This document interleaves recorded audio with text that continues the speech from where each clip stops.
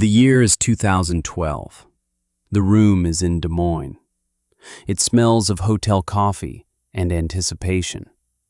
Hundreds of farmers are here. They wear caps from seed companies and dealerships. They are the best in the business, the men and women who feed the country. In the third row sits Frank Miller. He is 74 years old, retired now for almost a decade. He ran the John Deere dealership in his county for 40 years. He knows tractors. He knows farmers. He is a respected man, a man whose opinion carried weight. On stage, a professor from Iowa State is giving the keynote. He's talking about soil science, about new methods of conservation tillage. He clicks to a new slide. The slide is a chart, a graph showing 30 years of data, 30 years of rising yields, 30 years of decreasing input costs, 30 years of improving soil health on a single farm. The results are staggering. They are almost unbelievable. Someone in the audience whistles softly. The professor lets the silence hang in the air. He says, "This is the farm that proved it could be done. This is the man who perfected the system." Frank leans forward to read the name at the bottom of the slide. Sam Weatherford. Weatherford Farms. Frank feels something he can't quite name, a tightening in his chest. He knows that name. He knows that farm. The professor continues. He says, 30 years ago, everyone told this young man it was impossible, that his methods were foolish, that he would fail. The room is silent, listening to a story of triumph. But Frank is no longer in the room. He is back in his own office. The year is 1982. A young man, barely 22 years old, stands before him. His face is grim. His hands are stained with grease. He needs a miracle. And Frank, a good man, a kind man, is about to tell him no. He is about to explain, with all the certainty of his experience, that what the young man wants is not just improbable, it is impossible. This channel tells the stories of people who were told no. The quiet workers, the forgotten inventors, the builders who proved the experts wrong. These are the stories you won't find anywhere else, the stories that need to be told. If you believe in that work, if you believe these stories matter, hit the subscribe button. Join us. Because what happened after Frank Miller said no is a story about more than just a broken tractor. It's a story about what happens when you refuse to let someone else's certainty define your future. Let me take you back to April of 1982. The ground was thawing. The air held the damp smell of coming spring. It was the season of hope for a farmer, but there was no hope at Weatherford Farms, only a quiet, heavy grief. Sam's father, Tom Weatherford, was dead, a heart attack at 55, sudden, final. He had been the heart of this place, a man who understood the language of the soil, who could read the sky. Now he was gone. And Sam, at 22, was left with it all. 480 acres of Iowa black dirt, a mortgage at the bank, seed to be bought, and a planting window that was closing with every passing day. His father's boots felt too big to fill. The weight of it was crushing. He had one good tractor, the big one, a John Deere 4440. His father had bought it new in '79. It was the pride of the farm.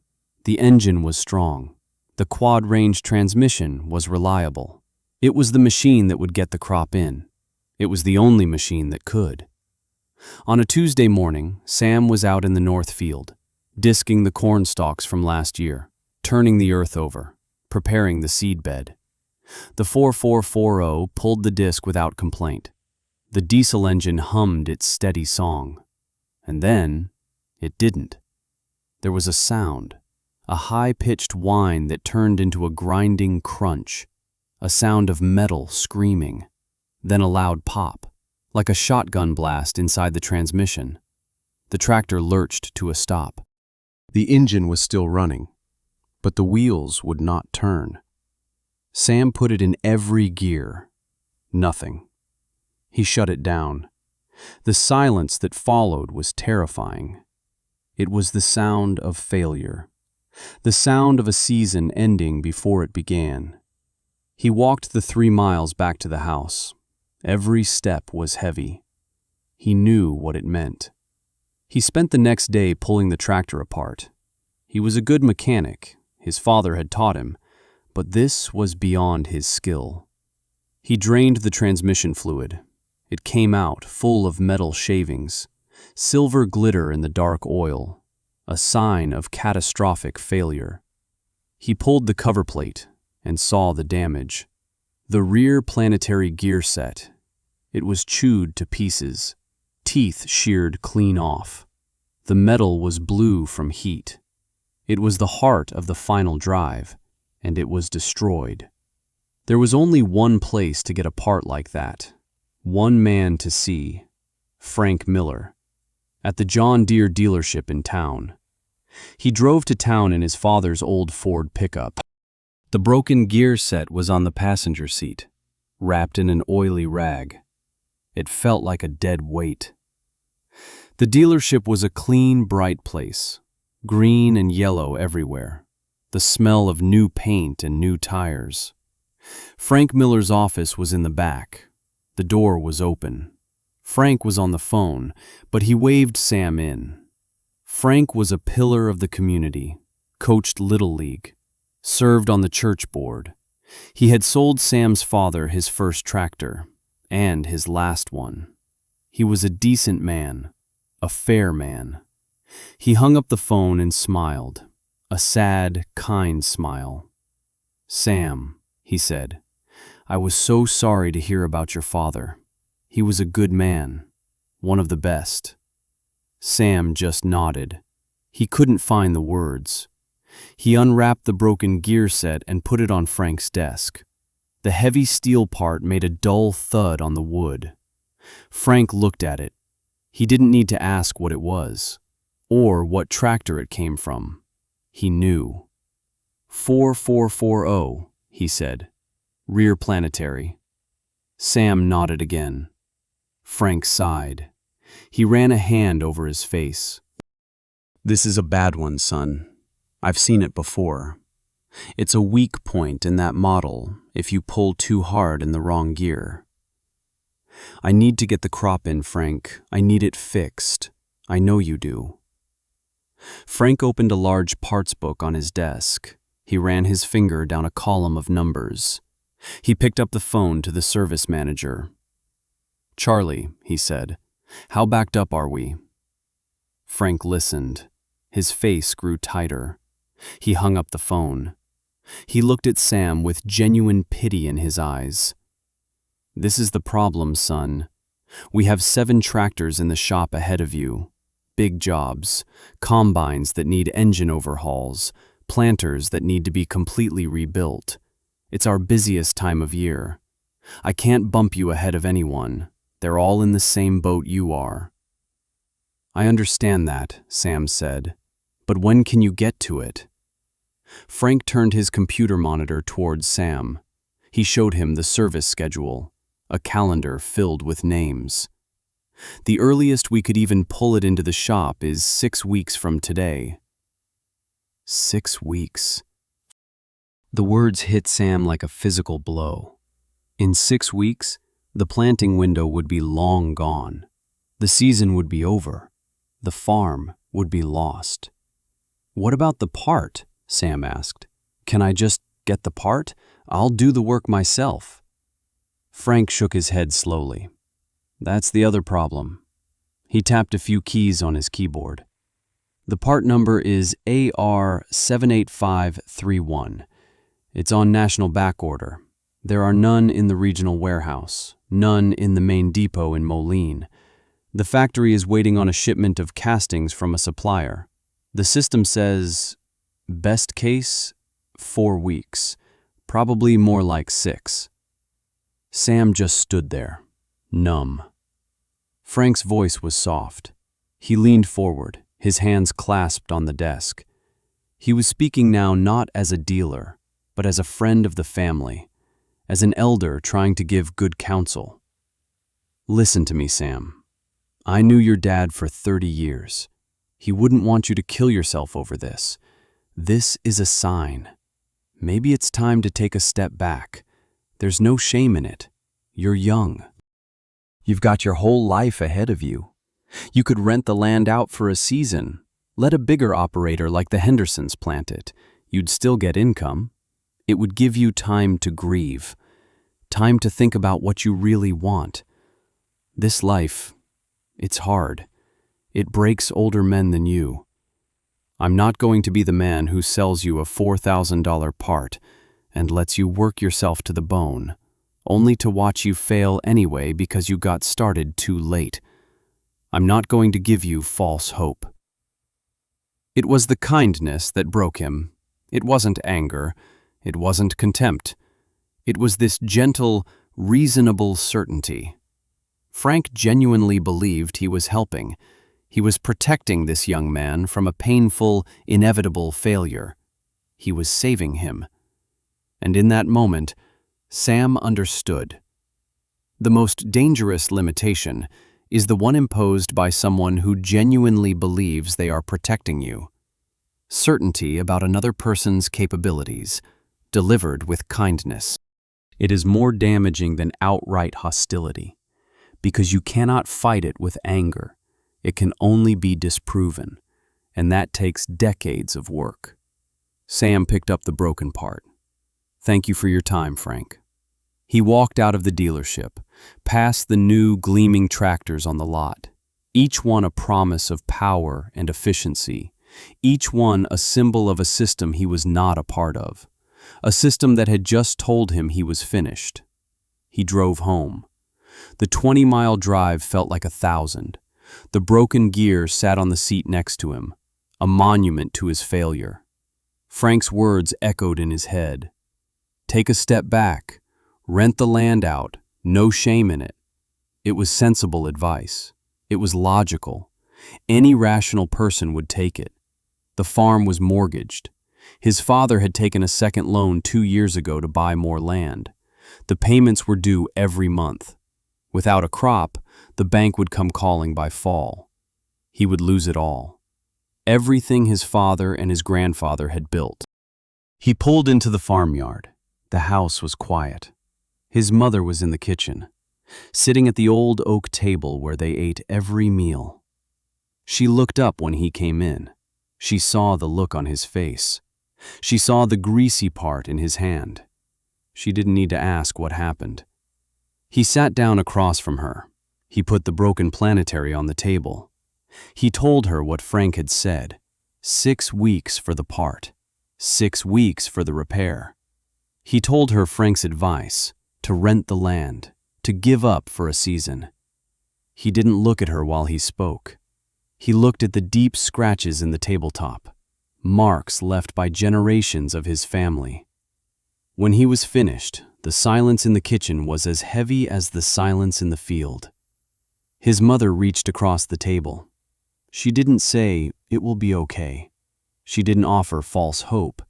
She just placed her hand on his. Her hand was worn from a lifetime of farm work, strong, steady. She said, "Your father had a saying, whenever things got hard, whenever a machine broke or the rain wouldn't come, whenever the bank sent a letter, he would go out to the shop and he would work, and he would say the same thing every time.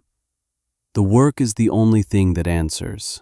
The work is the only thing that answers." It wasn't a solution, it was a philosophy, a statement of faith. Faith in the power of your own 2 hands. Faith that action was better than despair. Sam looked at his own hands, calloused, stained with grease and dirt. He stood up. He picked up the broken gear. He walked out of the kitchen.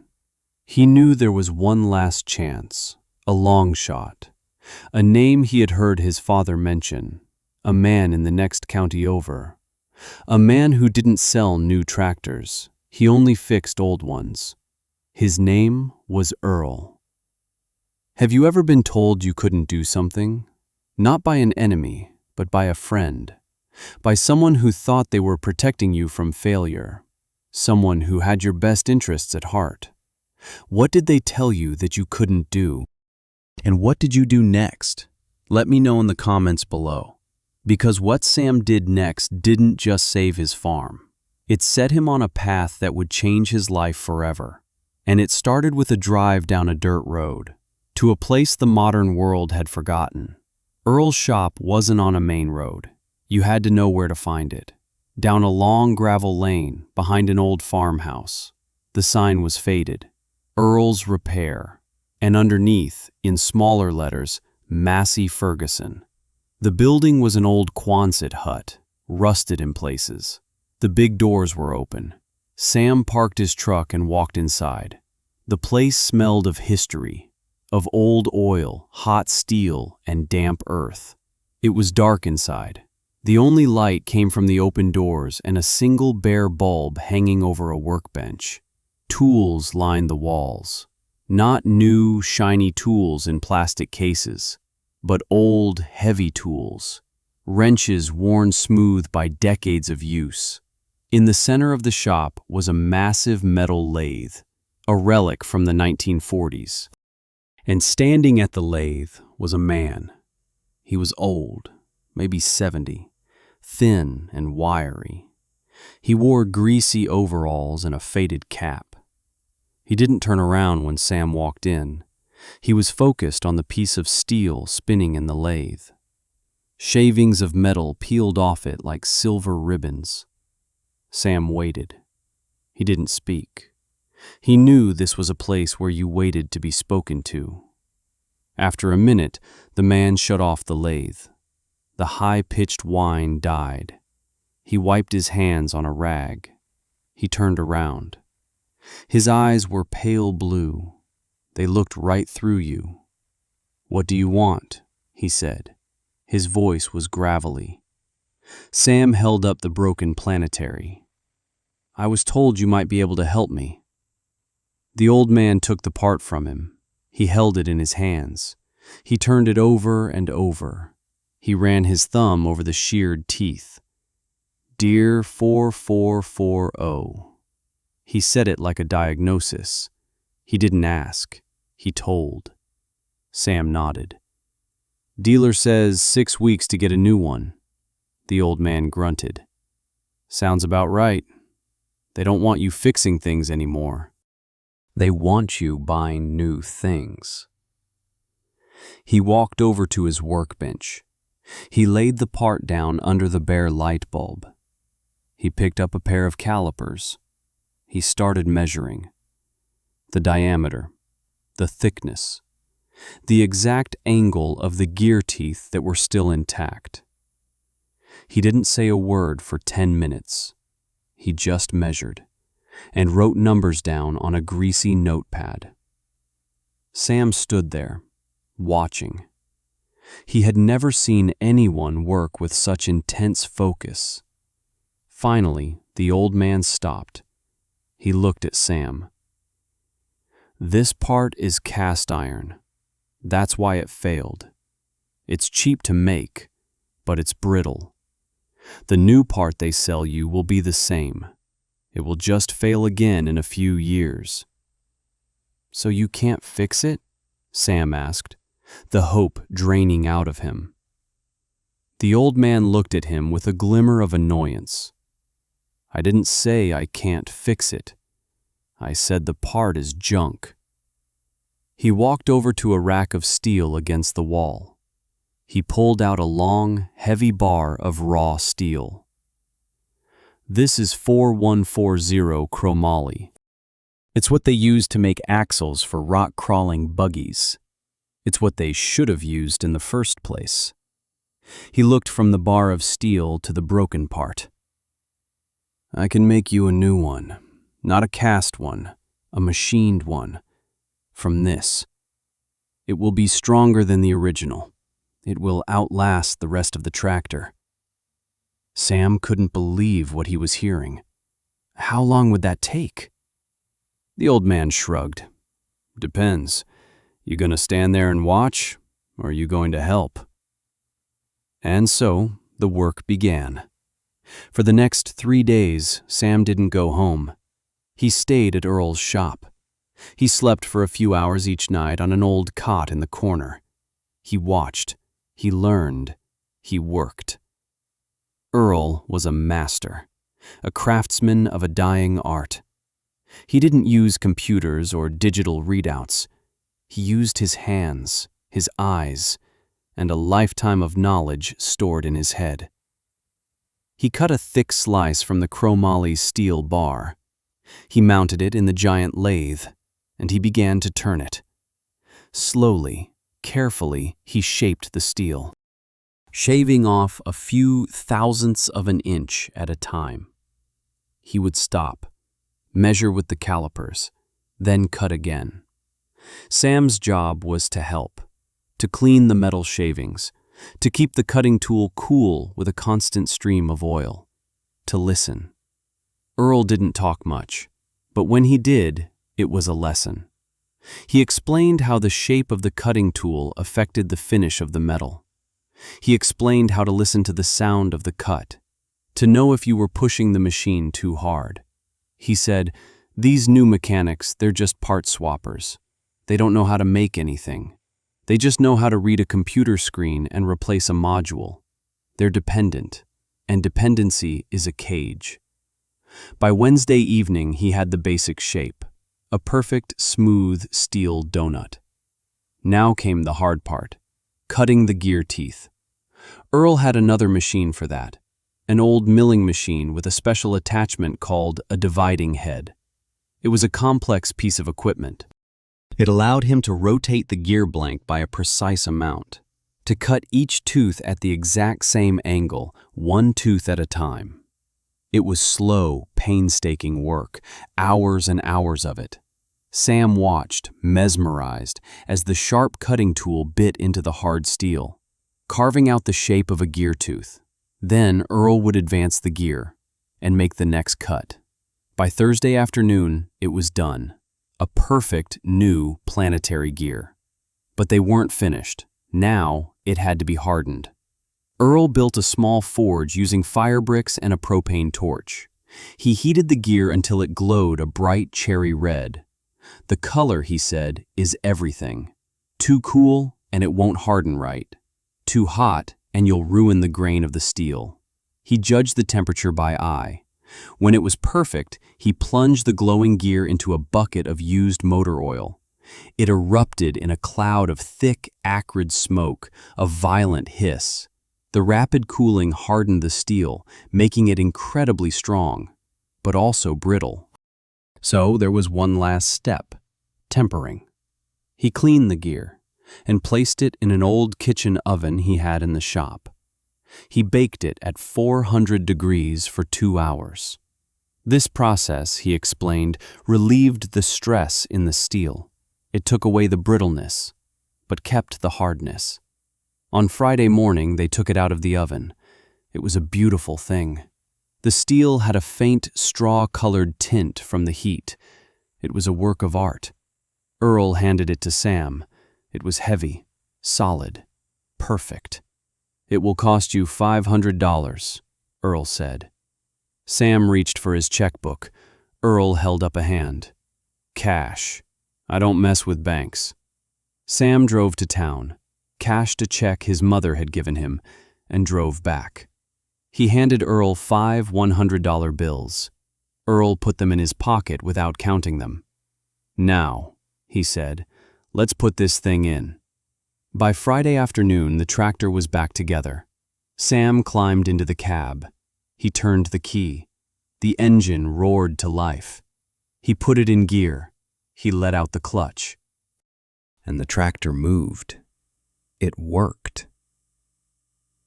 It was Monday when he went to the Deere dealership. It was Friday when he drove his repaired tractor out of Earl's yard. He had lost 4 days. not 6 weeks. He drove straight to the field, and he started disking. The work was the only thing that answers. He got the crop in, just in time.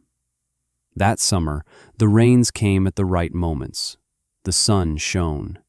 And in the fall, he had the best harvest the farm had ever seen. He paid the mortgage. He paid his suppliers. And he had money left over. He bought a used planter from a farm auction, an old International Harvester model. It needed work. Bearings were shot. The seed boxes were cracked.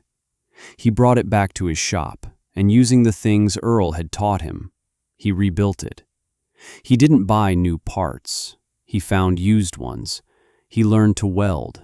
He learned to fabricate. He made it better than new. Cash. The next year, he did the same with a cultivator. The year after that, a combine. He stopped going to the dealership. He started going to farm auctions, to scrap yards. He learned that a broken machine wasn't an end. It was a beginning, a puzzle to be solved, an opportunity to learn. And this is where the story begins to accelerate, because this is where one man's quiet work begins to compound, year after year. Let me tell you about the next 30 years. By 1985, Sam had paid off the second mortgage. He was debt-free. That fall, his neighbor retired.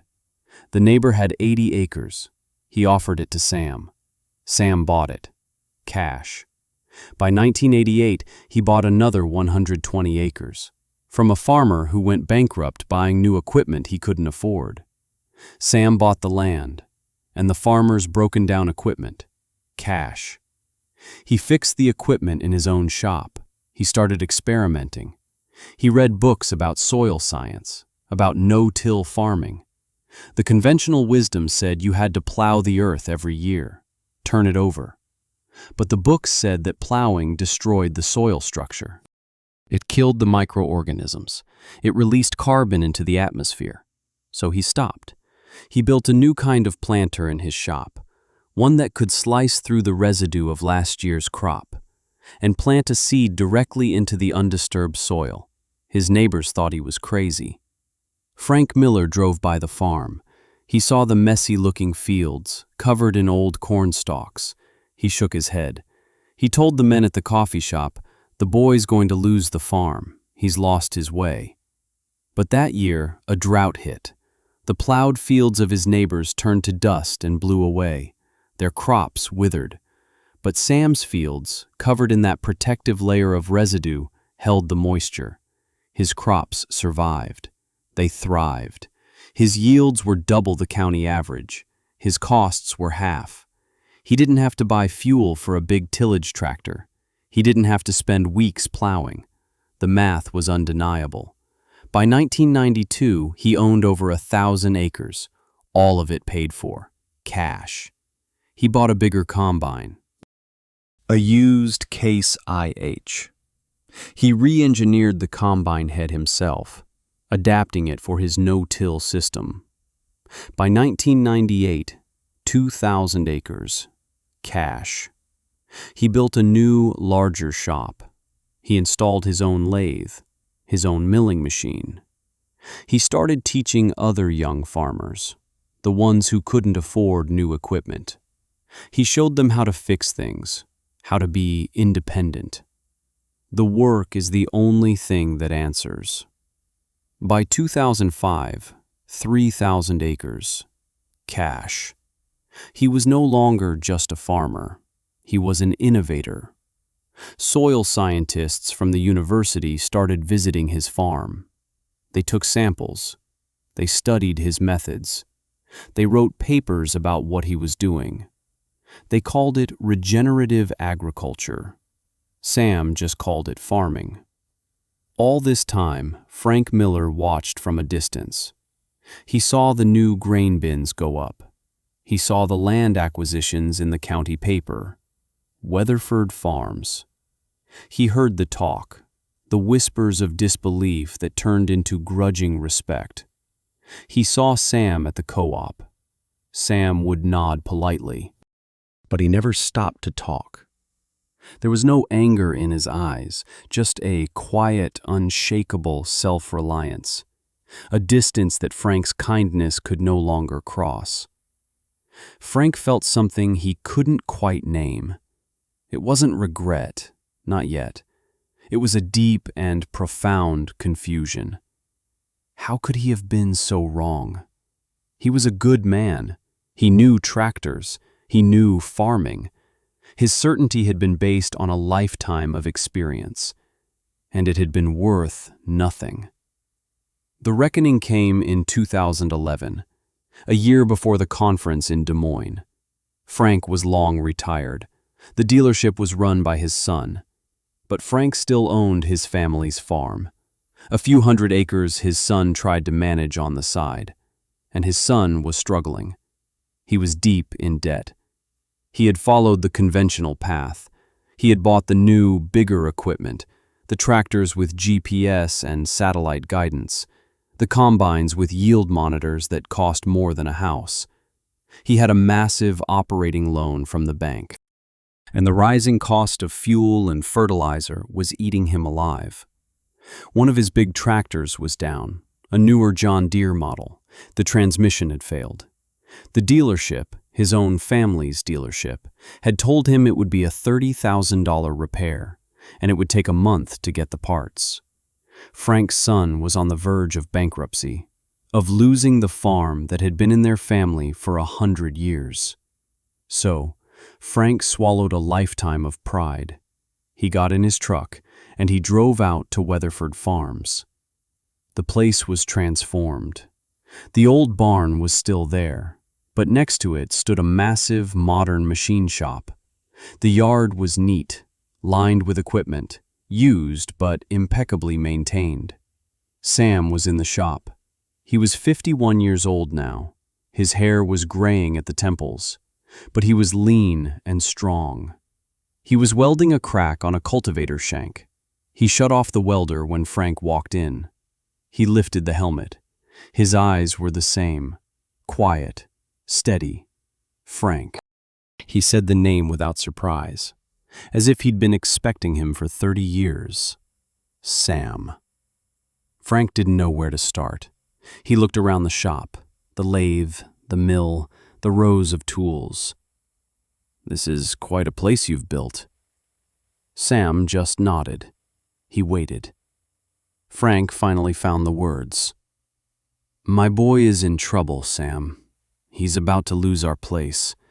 He's got a tractor down, a transmission. The dealership, they want a fortune to fix it, and they can't get to it for a month." Frank's voice broke. "I was wondering if maybe you could take a look at it, or tell us what to do. I'll pay you, of course, whatever you ask." The silence stretched on. Sam picked up a wrench from the workbench. He turned it over in his hands. He wasn't looking at Frank. He was looking at the wrench. Finally, Frank couldn't stand it anymore. He said, "I was wrong, Sam. That day in my office, all those years ago, I was wrong. I should have helped you. I should have found a way. I was just trying to—" Sam held up a hand, stopping him. He looked at Frank, directly, and there was no anger in his face, no triumph, only a deep, quiet sadness. "You weren't wrong, Frank," he said it softly.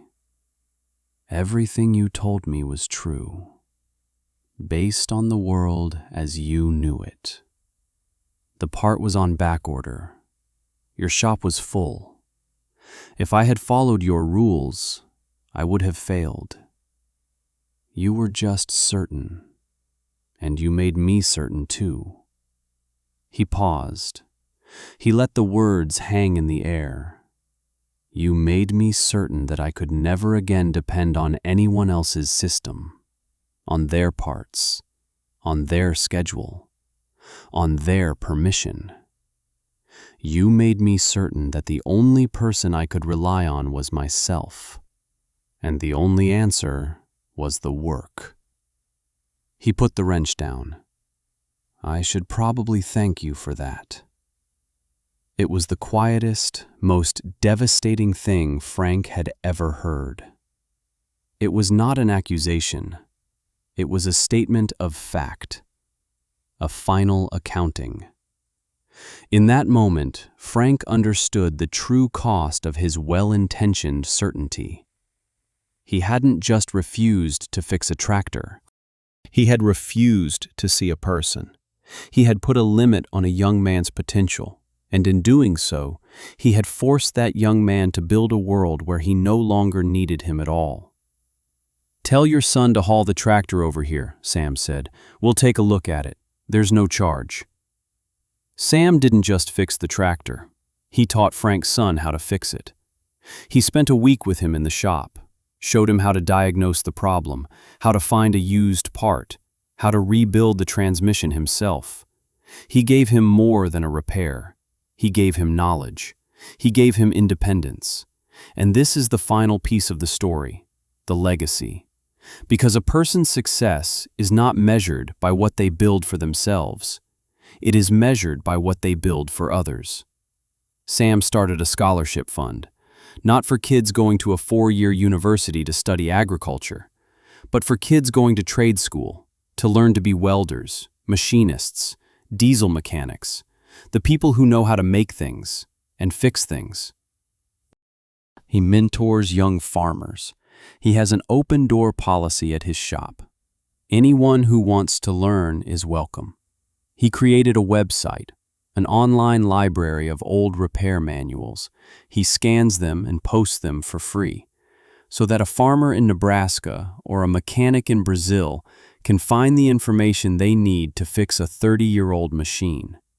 He is fighting against a world that wants you to be dependent, a world that believes old things are disposable, and that the only solution is to buy something new.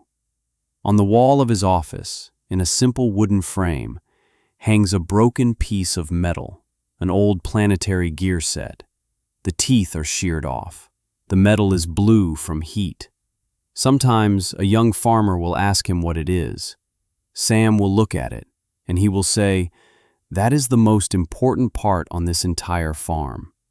It's the part that taught me that the most expensive thing in the world is believing someone who tells you what you can't do, even if they're trying to be kind." Right now, somewhere in the world, someone is standing in an office, in front of a desk, and a kind, well-meaning person is telling them no. They are explaining, with perfect logic and genuine concern, why their dream is impossible, why their plan is flawed, why they should take a step back, give up, be realistic. This story is for them, the ones who walk out of that office, not with anger, but with a quiet, cold certainty. The certainty that they are on their own, and the work is the only thing that answers. If this story means something to you, share it with someone who needs to hear it, someone who is facing their own 6-week delay. Thank you for listening.